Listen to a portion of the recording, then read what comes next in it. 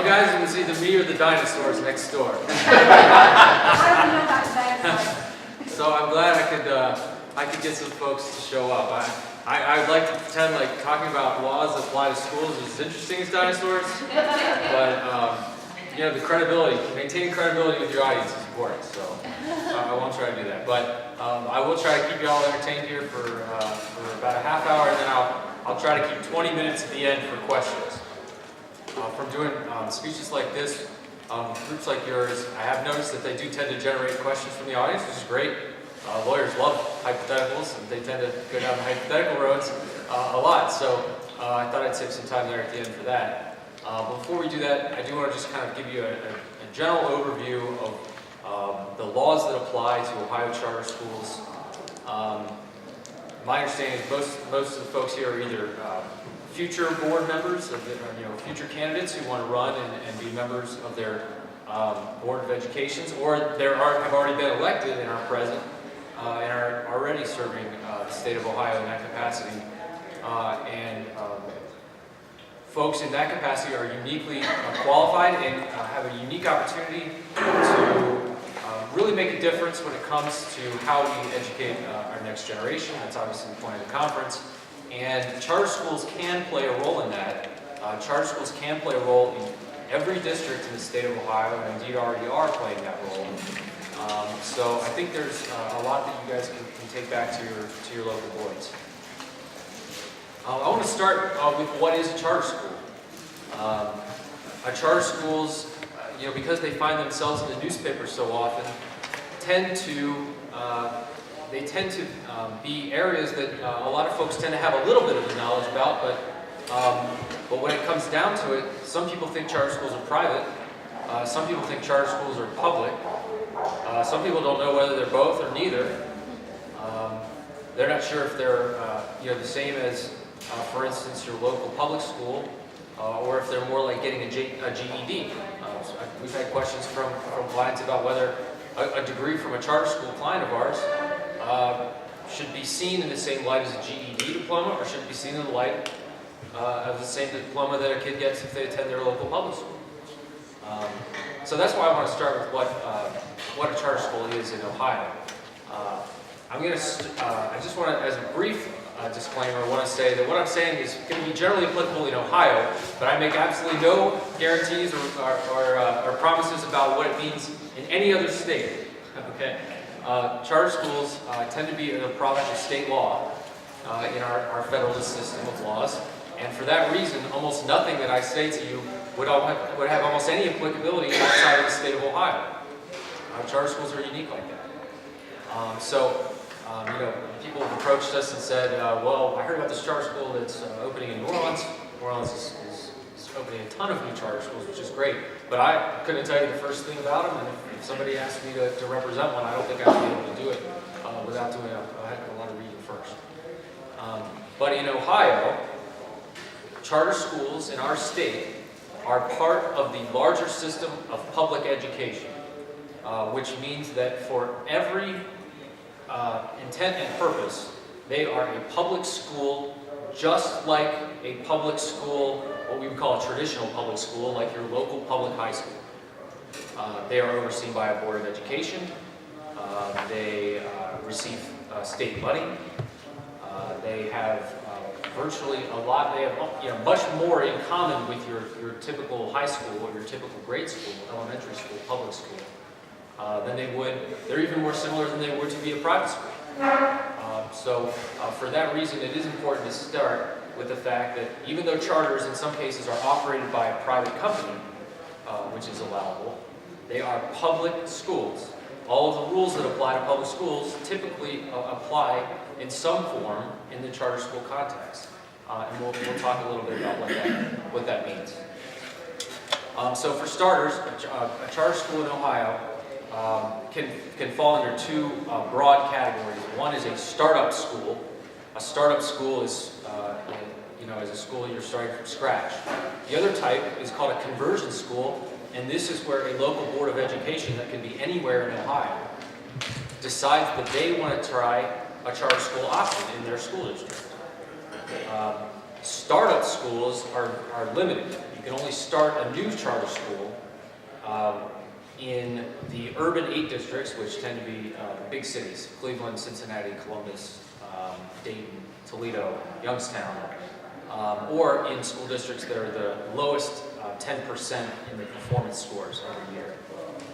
But conversion schools, which is where basically you're starting a charter school with the blessing of the local Board of Education, those can be started anywhere in Ohio, which means no matter what school board you sit on or would like to sit on, no matter where you are in Ohio, the potential is there for your local school district to start a charter school if you think that that is in the best, if you can get a majority of your board to agree that that's in the best interest of your school district. Ohio is unique like that. Not all states structured that way, but in Ohio, that's an option. In every Board of Education in this state, a charter school is an option for that district. So those are the two main categories. You've got conversion schools. Conversion, a little bit of a misleading name. Conversion school just means that it's being started and run with the blessing of the local Board of Education. A startup school means that the people starting the school don't necessarily have any input from the local Board of Education. In Columbus, 5 citizens that are residents of this Columbus City School District can come together and start a charter school without even talking to the local Board of Education. They can do it completely without their input and without their advice, and it's by design that way. So we've got two kinds, like I said, conversion and startup. For purposes of our talk, I will try to weight it more towards conversion schools because of everyone here's background with OSBLC. So I will try to make some additional points regarding conversion schools rather than the startup schools for that reason. So in Ohio, there's an oversight structure of charter schools that is made up of 3 bodies. We tend to call this the 3-legged stool model because all 3 of these groups will work in tandem with one another to oversee the performance of the school. That will be, in other words, that these 3 groups operating together will do everything from making sure there's enough pencils, all the way up to setting policy regarding what kind of, how we're going to structure our classes and what time the school bell will ring in the morning and leave in the afternoon. So they call it the 3-legged stool because those 3 groups kind of need to work in tandem with one another to make the school operate in a way that works. And we've seen every combination of 2 out of 3 of those working together without the 3rd one, and it almost never works. So the reason we call it the 3-legged stool is because if those aren't in stable, if those are not operating all 3 together, your charter school is going to be in for a rocky future. Luckily, we've had good luck with keeping everybody on the same page, so that usually isn't a problem, but it is a 3-legged model, and there are 3 parts. We'll start with the most important, and that's called the sponsor of the school. The sponsor, or in other states it's called the authorizer, but Ohio has a special word for everything in the charter school context, including the word charter school, by the way, which in Ohio is really a community school. A sponsor or an authorizer is the body that basically fills the shoes of the Ohio Board of Education, or the Ohio Department of Education. It provides the oversight to ensure that the school is in compliance with Ohio law. So just like the Industrial Commission is responsible for ensuring that elevators are properly licensed and maintained in Ohio, a charter school sponsor is tasked with ensuring that the school itself is in compliance with Ohio law. It's an oversight function. But it's when they were writing the Ohio charter school laws, they didn't want it to just be a taskmaster position. They didn't want it to be, oh, you stepped over the line here, you stepped over the line here, this policy isn't quite right. So they designed sponsors to be your partner as you organize a charter school. So sponsors are also tasked with teaching, helping people who may not be familiar with Ohio charter school law, with sort of helping them get their feet off the ground. There's a lot of technical information that goes into starting a charter school, and the sponsor is supposed to be sort of a mentor, if you will, to the folks that are starting a new charter school, and can really make a big difference when it comes to getting that school off the ground. So on the one hand, your sponsor provides legal compliance. Your school, and they will be the one that will tell you if your school is not doing something that it should be done. For instance, let's say your school isn't conducting fire drills, you will not get a call from the Ohio Department of Education that says your school is not conducting fire drills. Your call, or letter, more likely, is going to be from your sponsor, who is tasked with ensuring your compliance with those laws. On the other hand, if you've never run a charter school before and you're thinking, man, what do we do? Are we supposed to do them every week? Are we supposed to have a fire drill every month or every year? If you talk to your sponsor and contact them in advance, part of their role is to make sure that you understand the rules. So they will be proactive. A good sponsor will be proactive in ensuring that you know what your needs are, what your compliance needs are going to be. So that's the sponsor. That's our first of our three-legged stool entities that are going to work together. The second is the board, which is called the governing authority. Of course, everything, like I said, has got a new and different term. The governing authority functions as a school board, but it only functions as a school board for that school. So, unlike a traditional school district where one board of education oversees all elementary schools and high schools and middle schools in that district, a governing authority of a charter school board just oversees the performance and provides an oversight function just for that one school. And this is written directly into the law, and every charter school in Ohio is in the same boat. Those are for startup schools. Now, again, when you have conversion schools, you have a special board as well. You would think maybe, oh, well, a conversion school is a product of the local Board of Education, so maybe the Board of Education will oversee that school as well. Actually, no. Even a conversion charter school still has its own board that oversees just that one school. Now, you can have overlap, but that board has to be just overseeing that one school. So those are our first two parts of the three-legged stool model. You've got your sponsor providing kind of a high-level compliance and a high-level mentorship type position. You also have your board, which functions similar to a Board of Education. And since you guys are pretty familiar with boards of education, I won't go into all the things that they necessarily have to do, but I think we all understand kind of the role of the Board of Education. The third one is what's called a management company. Now, not all schools have management companies. This one is not required. Most successful charter schools operate with a management company. They can be for-profit or not-profit. And there's a whole range of different kinds of management companies that operate in Ohio. There are management companies in Ohio that only operate, for instance, autism-focused curriculum, where they start a new charter school that has a curriculum that is focused on kids with autistic needs, and they cater to that sort of niche area, and that's the whole school. They tend to be specialized in that management companies tend to know what their strengths are, and they try to operate schools that are consistent with where their strengths are. So while there's nothing that would stop that management company that runs an autism school from running, say, a school for gifted students, typically management companies only operate their one brand. You can think of it like running any other kind of business. They focus on what they're good at, and they tend to cater to a specialized audience. Now, sometimes they just, their management company philosophy might have more than one kind. Like you might run autism schools, and then you might run regular college prep curriculum high schools. There's nothing that stops a management company from running different kinds of brands, but they tend to kind of break out into different into different brands under one management company. And it's the sky's the limits in terms of the number of management companies that operate in Ohio. But remember, all three of these have to work in tandem with one another. And then there's a contract in place that binds some of these groups. So we'll go over those contracts. The first and most important contract is the contract between the sponsor and the governing authority of the school.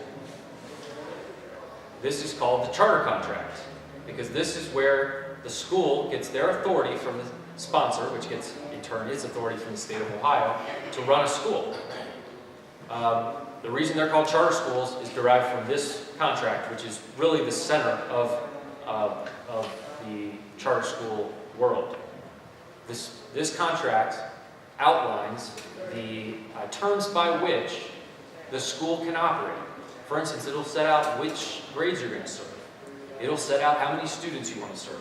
If it's an autism-focused school, an autism focus will find its way into the sponsor contract. And the sponsor contract is sort of like a constitution, if you will, between the sponsor and the governing authority, outlining why we are starting the school, what its purpose is, those kinds of things. There are a lot of required terms, and I will spare you from going into every term that has to go into a sponsor contract, because most of them are set out in Ohio law that says every sponsor that starts a new school shall have the following terms in their sponsor contract: A, B, C, D, E, F, G, all down the list.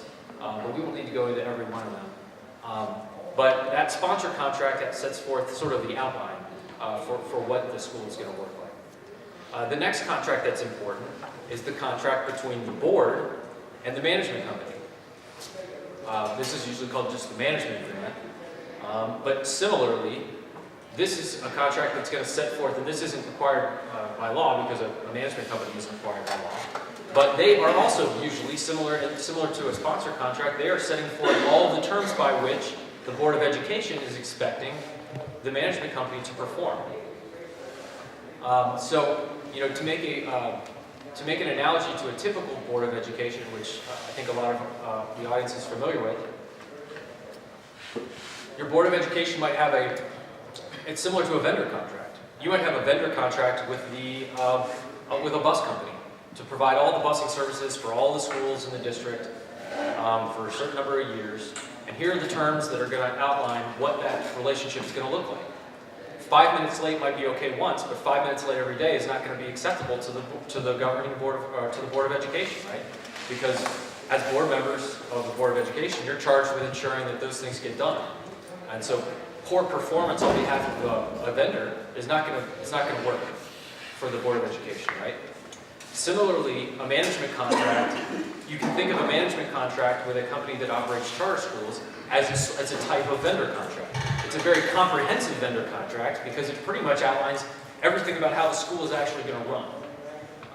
But it's basically a very detailed and very long vendor contract to ensure that the operator of the school, who will be the person, for instance, hiring the teachers is something that will appear in the management contract typically. Setting the school calendar might be something that you can delegate to the management company and then approved by the board. But because your management company is going to play a huge role in how your school actually operates on a day-to-day basis, that management contract is going to be a hugely important for the board that oversees that charter school. Okay, so at this point, I know I prefer to not just kind of keep throwing more and more at you. So if you guys have any questions, please, I'd love to take questions. I've heard different things. I've heard of private non-charters. I've heard of private charters, and they fall under different, what they can do, what they can't do. But I didn't hear that in what you said. So I'm just trying to figure out who I'm working for. I can tell you by the name that you don't work for a charter school, right? And the reason I can tell you that is because charter schools are public schools. And as we all know, there are limitations on what public schools can do. And one of the things that public schools cannot do is teach a religious curriculum. So what did you say the name of your school is? Bowling Green Christian Academy. Right. So then I would be a private non-charter. Oh, well, typically even private schools have a charter with the state of Ohio. Some of them don't. Like, for instance, Amish schools typically, I think, do not have charters with the state of Ohio. But your typical run-of-the-mill private, say, high school, does have a charter with the state of Ohio. They're just called chartered non-public schools. So you probably are at a chartered non-public school.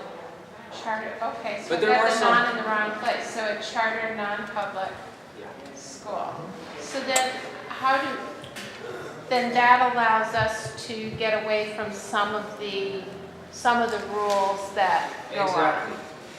on. Okay. Within the realm of private schools, none of the, you can think of it as like a 100-page rule book that applies to public schools that does not apply to private schools. There are still some rules that apply to private schools. But for instance, the teaching of a religious curriculum is something that a public school typically cannot teach. With some limited exceptions for, you can teach, every perspective, and you can teach a religious class, but you could not, for instance, have, like a mandatory prayer, for instance, in a public school. So, for instance, in a charter school, you could not have mandatory prayer, but in your school, you could definitely have mandatory. But because I've got the word charter in that adjective, that means that we are allowed to get state funding for certain things then, right? Is that what that's telling me? Yes, right. So your charter is with the state of Ohio, and it means you're going to agree to certain things. But it doesn't go as far as all the rules that apply in the public school context. Wow. Okay. So education, as you can see, education in Ohio has several different layers. It's like you can think of schools in Ohio as being broken down into several different buckets. It isn't even just the two buckets you might think of when you typically describe a school. Somebody might say, did you go to private high school or public high school, right? You think of it as two categories. Yeah. But actually, it's a little bit more complicated than that, and charter schools, in some way, contribute to that confusion. Yeah. And kind of tying in with hers, up until recently, her school would not have been involved in the core curriculum testing and PARC and the core curriculum curriculum. But because of the recent voucher bill thing that applies to kindergarten and first grade, which they could have in the private school, they would still need to be tested, I believe, according to core curriculum and PARC. Is that not correct? I'm not sure. I would have to, one of the things, especially that happens a lot when lawyers are speaking and things like this, is that we try to be general, and then there's obviously lots of specifics. So I think I'm pretty sure that's true. Yeah. So Common Core, is adopted by the State Board of Education and sets curriculum standards that apply to all charter schools. That would apply to your traditional public school. It would apply to your charter schools, which are public schools as well. And then it would, I believe, remember, I don't get into that area because it's not charter, but I would believe that it would apply to most charter non-public schools, which would be your typical run-of-the-mill private school. It's one of those things. That's why Common Core is obviously pretty contentious. Well, a lot of people attending today are really concerned about the core curriculum. That's kind of why. Yeah. Yeah. Did you have a question? Yeah, you said that public schools is not to teach religion. Define religion. Right. So this is a question that comes up a lot. It usually doesn't come up in the charter school context, but it does come up a lot in the public school context, and a lot of you guys serve on the boards of Board of Education of the local school district.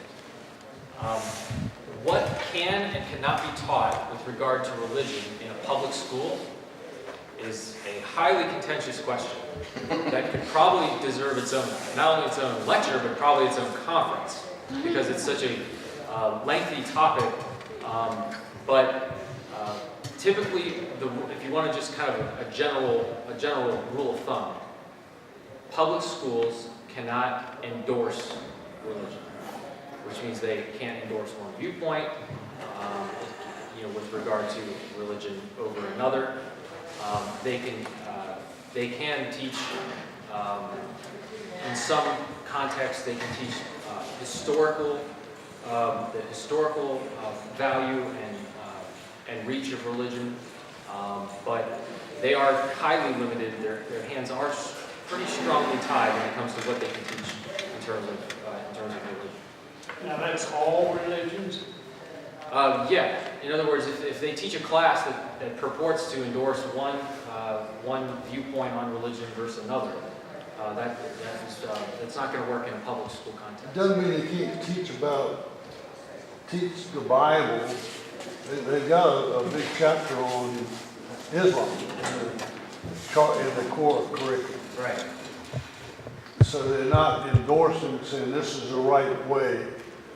to pray or whatever, but they supposedly are teaching history of Islam and what their beliefs are. You have history of Christianity, let's say. Exactly. But you couldn't, for instance, offer just a Bible class or just a class on Christianity that's going to explore Christianity without, because that would look like the school, even if you weren't trying to endorse a Christian viewpoint, it would look like the school was endorsing that. You could approach it from the historical standpoint, but can you also have a class of comparison of religion? So you're trying to be I'm not all. sure. I would guess that you can't have a comparative religion class in public school, but I'm not sure about that. Typically, And doesn't it come down to what the definition of endorse is? of course, yeah, lots of these. So what is the legal definition of endorse? Well, I would say it probably depends on your context. I remember I was sitting in the back when I heard the question about wearing a cross. Then the question is, you were wearing a cross in public school. Typically, wearing a cross like that, as long as you're not wearing a huge, I love Jesus type shirt, a cross would not be enough for them to be able to stop you from wearing it. Especially if you weren't talking about it, if it's just something that you wear every day. I would be more than happy to sue a school district for restricting a public school teacher from wearing a cross around their neck. And that gets back to your question about what does it mean to endorse religion, right? I mean, that teacher in her role as a public school teacher cannot endorse Christianity. Even if a lot of us might disagree with that, that public school teacher in that public school setting cannot endorse Christianity, even if she personally is a believer in Christianity.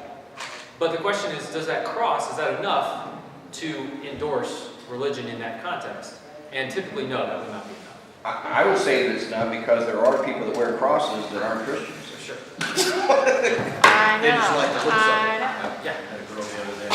I know that the theory of evolution is taught in public schools as legitimate, but that is promoting secularism, which is a religion. How did they get away with that? Because it was challenged in court and they won. It was challenged when and where? It was challenged in this case called Dover. It was in Pennsylvania, and I think I'm sorry I don't know the whole name of the title, but Dover is a case. I want to say 2005 or 2006 in Pennsylvania, where there was a challenge to whether theories of evolution or theories of the creation of the earth could be taught in public school just alongside evolution. It wasn't even a question of whether, taught to the exclusion of evolution. It was just whether it was able to be taught as alongside the curriculum as evolution. And the federal court decided that it couldn't, because the teaching of creationism, or I know there's some intelligent design, I know there's some differences there, but they basically decided the teaching of creationism and intelligent design is an endorsement of religion and therefore cannot be taught in public school. But they didn't see any relationship to teaching evolution. They categorized evolution as teaching science, and they categorized teaching intelligence design as teaching religion, and that's the, There was a circuit court? it was a district court. I think it was challenged. Well, if you approach it from the aspect of a comparison of theories, because they're both, if you want to say they're somewhat theories of where we came from, I don't understand how that is unconstitutional. Yeah, I can't really, especially without it's been years since I've read it. I did read it when I was in law school, but What's the name? Dover. Dover. Dover is, and I can't remember if that's the name of the school district. And what state? But it's in Pennsylvania. It's a case out of Pennsylvania. But if you type into Google the Dover case on evolution, it'll definitely come up. It was important when it came out. It was highly covered in the media when it did come out. How did we get so far off when the First Amendment says Congress shall make no law respecting the establishment of religion or prohibiting the free exercise thereof? Sure. Seems like the second part needs to kick in there. Yeah. Yeah, the breakdown the courts are seeing is that they have decided, rightly or wrongly, just like lots of legal questions, there's not always a lot of consensus on them. They have decided that the teaching of evolution is science and can go into the science curriculum, and that the teaching of alternative theories which they have included to be intelligent design and creationism, are implicitly an endorsement of a certain religious perspective. And so that they can't even be taught alongside them, because then that's an implicit endorsement of religion. And that's the way that's the way it is, So unfortunately. what inhibits the individual school boards from allowing this? Because this says Congress shall make no law. What about Right, this that's a school great board? question. That's a little off topic for our discussion, but I will address it real quickly. So Okay. originally, the Bill of Rights was not applicable against the states. It was applicable only against Congress, right? Or only against, by Congress, they mean the federal government. Inhibiting their power. Exactly. So Yeah. let's say you didn't like, let's say you're going to run against the local, somebody else who was on the Board of Education, and you put all your street signs up, and they just decided that they didn't like where your street signs were and wiped them out. Let's say they were on public property, and they just picked them up and took them all away. Or you wanted to have a local op-ed published in the newspaper, and the city government said, said to the newspaper, if you publish that op-ed, we'll shut you down. Originally, as the Bill of Rights was written, because that would be the state, not the federal government, taking that action against your free exercise or free speech rights, that was actually not prohibited under the Bill of Rights. Because of just what you said, which is that the language is that Congress shall make no law. The 14th Amendment changed that. The federal court said that the 14th Amendment means that the Bill of Rights prohibitions apply to states, and then anything that applies to states also applies to cities and county government and boards of education, all the way down, which are considered political subdivisions of the state. So that's kind of your, Isn't that, though, by extension, one of the dangers that comes with Common Core because of the federal funding that comes along with it?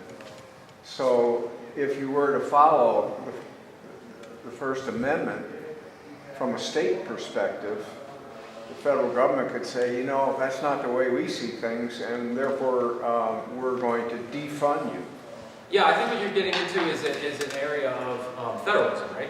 Federalism is the concept that the Congress shall have certain powers and responsibilities that are limited. They're limited directly in the document, they're also limited by the 10th Amendment. And that the states are supposed to not only fill in the gaps, but also have their own set of responsibilities. Possibly the biggest and clearest was education. Delegated to the states as a power. There was originally obviously no involvement from the federal government at all until the creation really of the Department of Education, which I think is in the 80s or late 70s maybe. Yeah, I think what you're getting at is a critical issue because what we're seeing is the federal government exercising a stronger and stronger muscle in terms of the influence that it's having in local schools. You are seeing that. And part of that is because federal funding is available for a million different things in local schools, including the adoption of the core curriculum by your state. So what you're seeing is the states, if you were to think of it as a scale, we started with all of education policy being on the state side of the scale. And we're starting to see an ever-growing creep by the federal government of the role that they're playing overall in education policy nationwide. And yeah, that is a concern.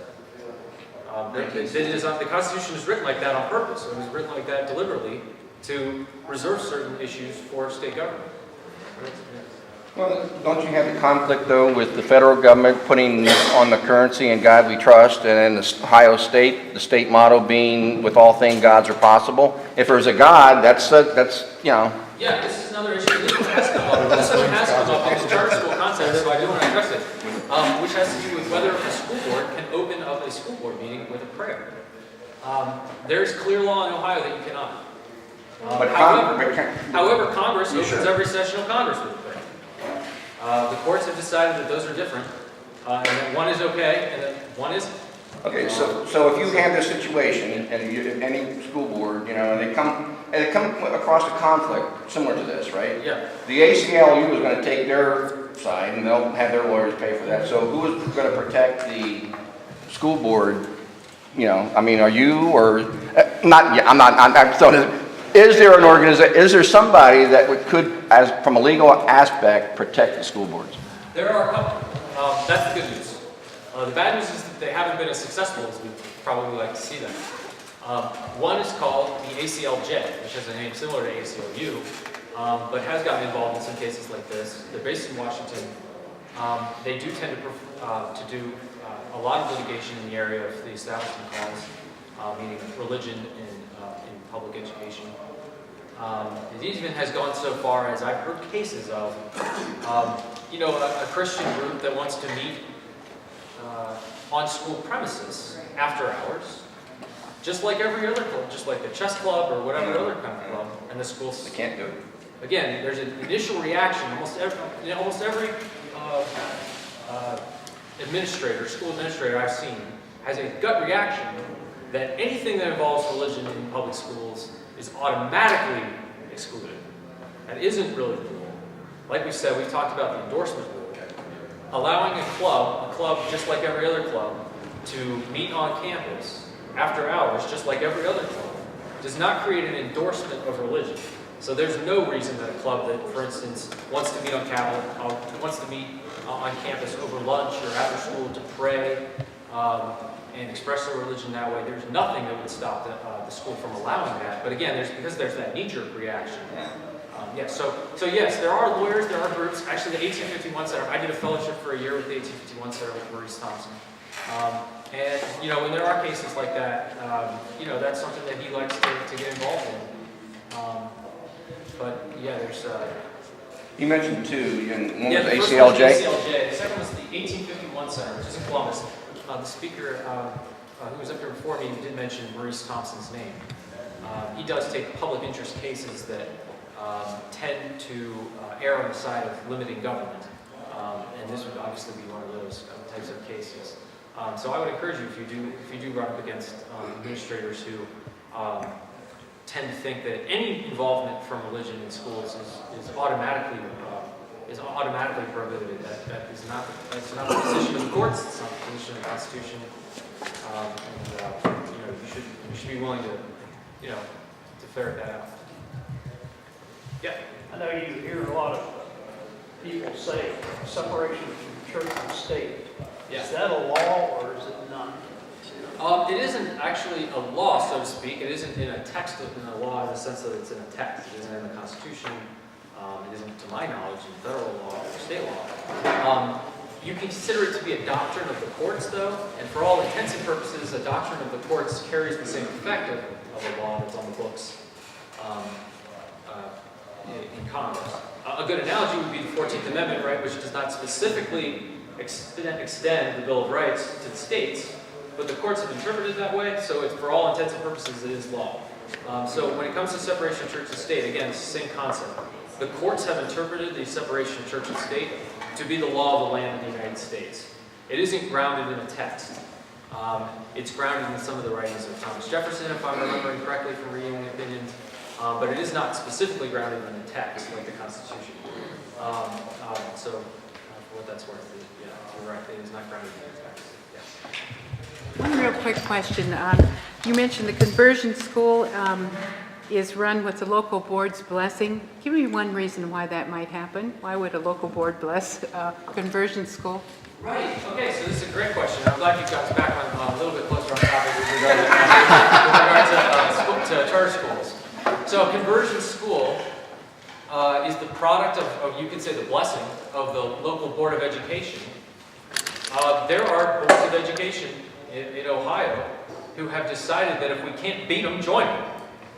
Typically, school boards in Ohio view charter schools as competition. They see them as a drain on their resources because when a student enrolls from, let's say, a 6th grader who's been going to the local public school, he enrolls for 7th grade at a charter school, a big chunk of change, and it depends on a lot of factors, but a big chunk of change in the range of $7 to $10 grand follows that student right over to the charter school. So you can see the direct competition, if you will, that a local Board of Education would say when they see a kid leave their school for a local charter. By the way, this is by design, right? We want the schools to operate that way because we want to empower parents to be making choices for their kids' education, not bureaucrats in Columbus or anywhere else. We want to empower parents to be making choices about what's best for their child. And so you can think of that funding as the parents' ability to walk, right? Just like any other concept. If you go on United and 7 flights in a row are canceled, then you're just going to take your money to a different airline. It's the same concept in play with a local charter school. So to answer your question, a lot of boards of I shouldn't say a lot. Some boards of education in Ohio have said if we can't beat charters, we might as well join them. We'll create our own charter school. We will operate it in a way that is different than our other public schools. We may even hire a management company to run the school.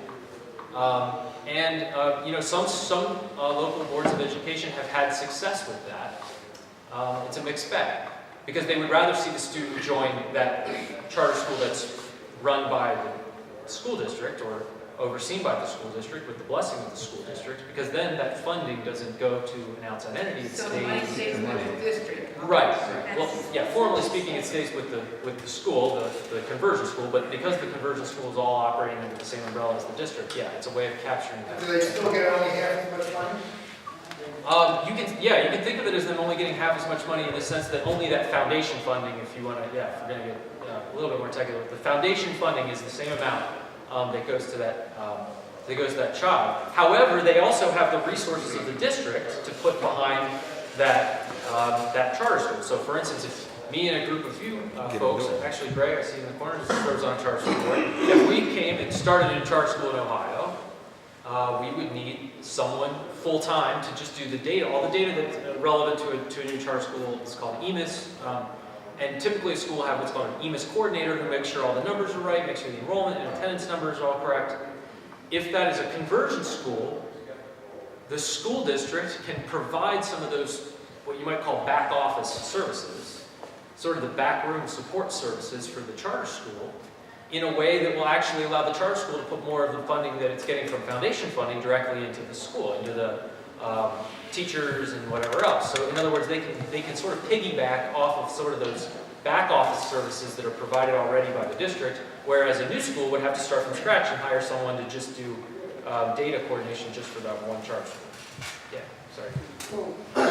And you might have answered half of that, my question with your response, but the school that I'm going to be on the school board for has closed down a middle or an elementary school. It has a value of, we'll just say, $1 million. And I'm being told now by the school board that it is not allowed to be sold because it got offered to a charter school. One is that doesn't make sense to a new school board member. Yeah. And two, what are the options that can be done to, what options do we have? I'm really glad you brought that up. That has been one of the biggest hurdles for charter schools to get over when they're trying to start, is that they don't have a place that they can afford to start. Meanwhile, school districts, which are getting a lot of Ohio school facilities funding, are opening new school buildings, closing old school buildings. So the theory was, when they created charter schools in Ohio, was that those old school buildings would be perfect for new charter schools. But they didn't realize the extent to which local boards of education would obstruct and hinder every possible attempt by a charter school to buy an old, unused school building that the district is just sitting on because they don't want to hand it over to their competitors. Even though there's a financial challenge amongst that public school, Exactly. that levy's being looked at. So in some cases, like in Cincinnati, the Cincinnati School District had an old school building that a charter school proponent wanted to buy and start up. And they would only sell the building to him on the term that he would never use the building as a charter school. That was the only term attached to the purchase, to the school. So we bought it anyway, he challenged it, we got that knocked out of the law to allow him to, that was Maurice Thompson actually, the 1851 Center, who got that knocked out of the law to allow charter schools to sort of pick up those, and then the statute changed, which was even better, because now the statute allows the local school district to sell that. Basically, it says if you have an old school building that you want to offer, if you're on a school board, you have to offer it to charter schools first for sale. And then if no one buys it, you just put it up at the auction block, just like everything else. But there's nothing that should stop your district from being able to sell it. It's just a matter of, for instance, your superintendent might be saying, we don't want to sell it, it's not in our best interest to sell it, because even though we're going to get money from the sale price, we could be providing the perfect resource for a future competitor with our... But it can only sit empty 2 years, isn't that true? I think there is a limitation, yeah, for you're only hanging on to it after 2 years. It would have to be offered. Well, we have an issue with a school in our district.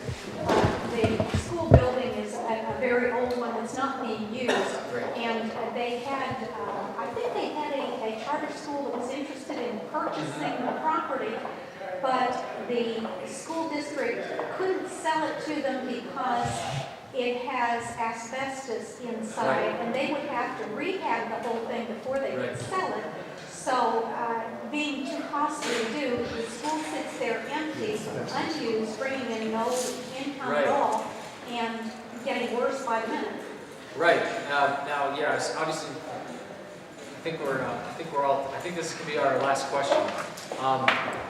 So, if the school board owns the building, there can be restrictions on the sale, like the asbestos in it, that would require you to rehab it and then sell it. And the people who wanted to buy it couldn't afford it at the price it Exactly. cost because Exactly. So, I'm not sure that there's much that can be done about that building in particular because of those asbestos issues. But, in general, you're seeing even perfectly viable buildings that are, the school districts are just sitting on perfectly, buildings that were used the year before, that they just don't need anymore or have been replaced by a new building, that are just not being used. But with that, I think I need to wrap up for time purposes. I was glad I